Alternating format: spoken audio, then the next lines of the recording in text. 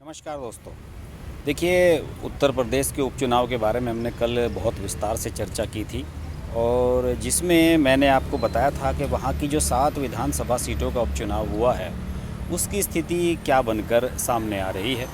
मध्य प्रदेश के बारे में ज़्यादा डिटेल बात नहीं हो पाई थी और हकीकत बात यह है कि मध्य प्रदेश के बारे में ज़्यादा डिटेल में बात की भी नहीं जा सकती। इसकी सबसे प्रमुख वजह ये है कि मध्य प्रदेश में 28 सीटों का जो उपचुनाव हुआ है उस पर भारी मतदान हुआ है और जो वोटिंग परसेंटेज है वो बहुत ही ज़्यादा चौंकाने वाला है। 69.93 के प्रतिशत मतदान हुआ है और ये एक बहुत ही कन्फ्यूजिंग स्थिति क्रिएट कर रहा है। देखिए, अगर मतदान बहुत कम होता है तब भी स्थिति स्पष्ट होना बड़ा मुश्किल हो जाती है और जब मतदान हाई होता है तो उसका भी अंदाज़ा लगाना मुश्किल होता है। अक्सर ये कहा जाता है कि जब मतदान अधिक होता है तो वो एंटी इस्टेब्लिशमेंट वोटिंग होता है, यानी कि उसके हिसाब से आप कह सकते हैं कि जो सत्ता विरोधी नाराज़गी है लोगों की वो सामने नज़र आती है। लेकिन यहाँ तो कुछ ऐसा नज़र नहीं आ रहा है और शिवराज सिंह की जो सरकार चल रही है उसे लेकर लोगों में नाराज़गी कुछ हो ये भी बात स्पष्ट नहीं है। और ऐसे में उपचुनाव में 69% मतदान हो जाना कोई छोटी बात नहीं है। मेरे ख्याल में बहुत कम स्टेट्स होंगे, ख़ासतौर से हिंदी भाषी इलाके, जहाँ पर कभी उपचुनाव में इतना वोटिंग प्रतिशत हाई गया होगा। उत्तर प्रदेश में 50% के आसपास रहता है, चाहे वो लोकसभा का उपचुनाव हो चाहे वो विधानसभा के उपचुनाव हों। लेकिन अब चूँकि मध्य प्रदेश में लगभग 70% मतदान हो गया है तो स्थिति बहुत ही अजीबोगरीब हो गई है। हालांकि जो सर्वेयर हैं, जो एग्जिट पोल करने वाली कंपनियां हैं या जो सर्वे करते हैं, राजनीति के विशेषज्ञ हैं, उन लोगों का मानना है कि बीजेपी इन 28 में से 16, 17, 18 के करीब सीटें आसानी से जीत रही है और ये बीजेपी के लिए पर्याप्त है। जैसे कि आप जानते ही हैं कि वहाँ पर जो विधानसभा का जो समीकरण है वो फ़िलहाल वहाँ 202 टोटल स्ट्रेंथ है और इन 28 के बाद, इन चुनाव के बाद 229 हो जाएगी। 230 सदस्यीय विधानसभा है, एक सीट बचती है दमोह जहां पर उपचुनाव अभी होना है। तो इस हिसाब से बीजेपी को अगर 230 हो जाती हैं तो उसमें टोटल में 107 विधायक हैं उनके और उन्हें पर्याप्त बहुमत पाने के लिए उन्हें 115 का आंकड़ा पार करना होगा। तो यानी कि 7-8 वोट, अगर 8-9 के करीब भी उनके विधायक जीत जाते हैं तो उनका आंकड़ा पार हो जाएगा। तो बीजेपी के लिए चिंता की बात तो है नहीं। लेकिन सबसे बड़ी जो चिंता की बात है वो है ज्योतिरादित्य सिंधिया के लिए। ज्योतिरादित्य सिंधिया ने कमलनाथ की सरकार गिरवाई थी। 20 मार्च को कमलनाथ ने इस्तीफ़ा दिया था। 23 मार्च को शिवराज सिंह चौहान चौथी बार चीफ मिनिस्टर बन गए थे और जिस समय ज्योतिरादित्य सिंधिया बीजेपी में शामिल हुए थे तो उन्होंने कुछ चीज़ें तय की थी बीजेपी के साथ। उन्होंने ये कहा था कि मेरे साथ जितने भी विधायक आएंगे सभी को आपको बीजेपी के टिकट पर चुनाव लड़ाना होगा और उन लोगों को मंत्री भी बनाना होगा, लोगों को एडजस्ट करना होगा और मैं अगर आऊँगा तो मुझे राज्यसभा से भेजना पड़ेगा, लोकसभा से तो संभव नहीं है अभी 4 साल तक, 2024 में चुनाव होंगे और केंद्र में मंत्री भी बनाना पड़ेगा। उनके जो पैरोकार थे बीजेपी में, उन लोगों ने उनके लिए ये पैरोकारी की और इस बात पर नरेंद्र मोदी, अमित शाह, शिवराज सिंह चौहान सब एग्री भी हो गए। शिवराज सिंह चौहान की छवि अच्छी थी इसलिए उन्हें फिर से चीफ मिनिस्टर बनाया गया था। हालांकि लोग ये कह रहे थे कि शायद ज्योतिरादित्य सिंधिया इस विश के साथ आए हैं बीजेपी में कि आने वाले समय में वो मध्य प्रदेश में फेस बनेंगे बीजेपी का बड़ा। शिवराज सिंह चौहान के बाद वहाँ कोई बड़ा फेस नहीं है, लेकिन बीजेपी इन मामलों में काफ़ी होशियार रहती है। बड़ी आसानी से वो बाहर के आए नेताओं को इतनी तवज्जो नहीं देती है और यही वजह है कि अभी जब ये चुनाव हो रहे थे मध्य प्रदेश के तो उसमें जो स्टार प्रचारकों की लिस्ट बनाई गई थी उसमें ज्योतिरादित्य सिंधिया का नाम 10वें नंबर पर था। यानी कि उनका ये मानना था कि भाई अभी आपसे बड़े हमारे 9 नेता हैं जो यहाँ प्रचार कर सकते हैं, तो इसलिए आप ज़्यादा उछल कूद मत करें। इसके अलावा अभी ज्योतिरादित्य सिंधिया को केंद्रीय मंत्रिमंडल में हिस्सा नहीं मिला है।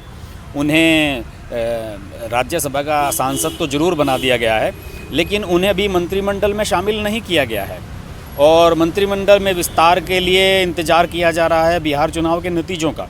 हो सकता है कि उसके बाद उनका नंबर लग जाए। वैसे मुझे लग रहा है कि ज्योतिरादित्य सिंधिया को बनाया तो जाएगा ही केंद्र में मंत्री, लेकिन उससे पहले ज्योतिरादित्य सिंधिया पर दबाव ये बनाया गया कि पहले आप ये प्रूव करके दिखाइए कि जो लोग आपके साथ आए हैं और जिन्हें विधायक न होने के बावजूद भी हमने मंत्री बनाया, लगभग 14 ऐसे लोग थे इस शिवराज सिंह चौहान की सरकार में जो विधायक न होने के बावजूद भी मंत्री बने हुए थे। आपको पता ही होगा कि जिन्होंने कांग्रेस छोड़ी थी उनकी विधायकी चली गई थी, तो उन्हें फिर मंत्री बना लिया गया था। तो इस तरीके से उन्हें एडजस्ट किया गया और ऐसे में ज्योतिरादित्य सिंधिया पर यह दबाव था कि कम से कम जो चंबल ग्वालियर वाली जो बेल्ट है जहाँ पर सिंधिया का प्रभाव है कि वहाँ पर तो वो अच्छी खासी जीत हासिल करके दिखाएं और इसके लिए उन्होंने पूरे जोर भी लगाए। उन्होंने अपना प्रचार कैंपेन ज़बरदस्त किया और वो दिन रात इस काम में लगे भी रहे, क्योंकि वो जानते हैं कि अगर उन्हें बीजेपी में बड़ी पोजीशन इख्तियार करनी है या अपनी पोजीशन को सॉलिड करना है, मध्य प्रदेश में बीजेपी में लंबी राजनीति करनी है, केंद्र में अपनी पहचान बनानी है, तो इन चुनावों में उन्हें कुछ करके दिखाना होगा। और यही वजह है कि यहाँ पर जो सिंधिया की जो ग्वालियर चंबल इलाके वाली जो सीटें हैं वहाँ पर लगभग 16 सीटें हैं और उन 16 सीटों में से अगर 10-12 सीटें भी ज्योतिरादित्य सिंधिया जितवा देते हैं, सबसे खास बात है कि ये दलित बहुल सीटें हैं। इनमें से कई सीटें 7-8 सीटें ऐसी हैं जो रिजर्व सीटें हैं।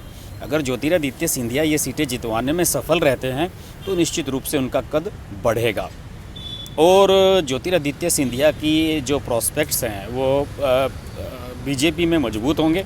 हो सकता है कि आने वाले समय में उन्हें मध्य प्रदेश में पार्टी का बड़ा नेता आंका जाए और कभी खुदा ना खास्ता अगर आगे इसी तरह से चलते रहे तो हो सकता है कि उन्हें चीफ मिनिस्टर का भी चेहरा बनाया जाए भविष्य में।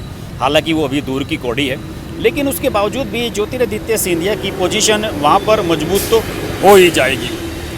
इसके विपरीत कमलनाथ की स्थिति मुझे नहीं लगता कि ज़्यादा सुधरने जा रही है।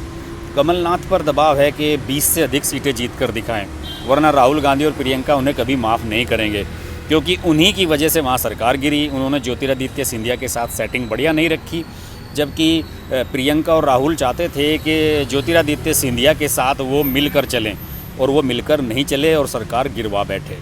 तो ऐसे में अगर वो 20 के करीब सीट जीतने में सफल रहते हैं, इससे कम में काम नहीं चलेगा, तो वो किसी भी स्थिति में सरकार बनाने की पोजीशन में तो आ ही नहीं सकते।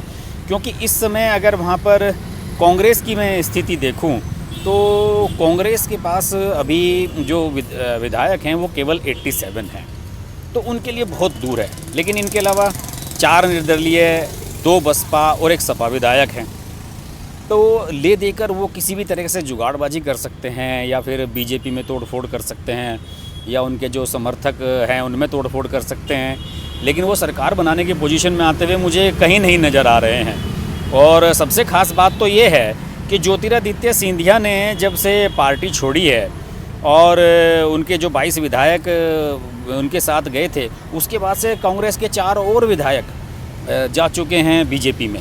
यानी कि केवल ज्योतिरादित्य सिंधिया की वजह से ही टूट फूट नहीं हुई है कांग्रेस में, कहीं ना कहीं कमलनाथ में भी कमियां हैं और कमलनाथ भी सब लोगों को साथ लेकर नहीं चल पा रहे हैं और पार्टी इसलिए वहाँ कमज़ोर हो रही है। बहरहाल मध्य प्रदेश के नतीजे सबसे ज़्यादा इम्पोर्टेंट हैं। शिवराज सिंह चौहान से भी ज़्यादा, कमलनाथ से भी ज़्यादा सबसे ज़्यादा इम्पोर्टेंट है ज्योतिरादित्य सिंधिया के लिए, क्योंकि उन्हें अपनी ताकत, अपनी जो राजनीतिक विरासत है और पार्टी में बीजेपी में अपनी जो स्थिति है उन सबको मजबूत करने के लिए यहाँ मैक्सिमम सीटें जितवानी हैं। बहरहाल नतीजे 10 नवंबर को आएंगे, लेकिन ज्योतिरादित्य सिंधिया ने अपनी तरफ से कसर नहीं छोड़ी है और उन्होंने जिस तरह का कैंपेन किया उस कैंपेन से लगता है कि ज्योतिरादित्य सिंधिया अपने दम पर 12-13 सीटें जितवाने में तो सफल रहेंगे ही। बहरहाल आने वाले समय में जब नतीजे आएंगे तब स्थिति स्पष्ट होगी और हो सकता है कि इतने नंबर तो वो ले ही आएँ कि वो केंद्र में मंत्री बनने के लिए क्वालिफाई कर जाएं। बहरहाल ज्योतिरादित्य सिंधिया पर दबाव है। ज्योतिरादित्य सिंधिया, मध्य प्रदेश की राजनीति, इस पर हम बात करते रहेंगे। आप देखते रहिए हर्ष की बात लाइव। नमस्कार। अगर आपको हमारी वीडियो पसंद आई तो वीडियो को लाइक करें, चैनल को सब्सक्राइब करें और नोटिफिकेशंस के लिए बेल आइकन को प्रेस करें।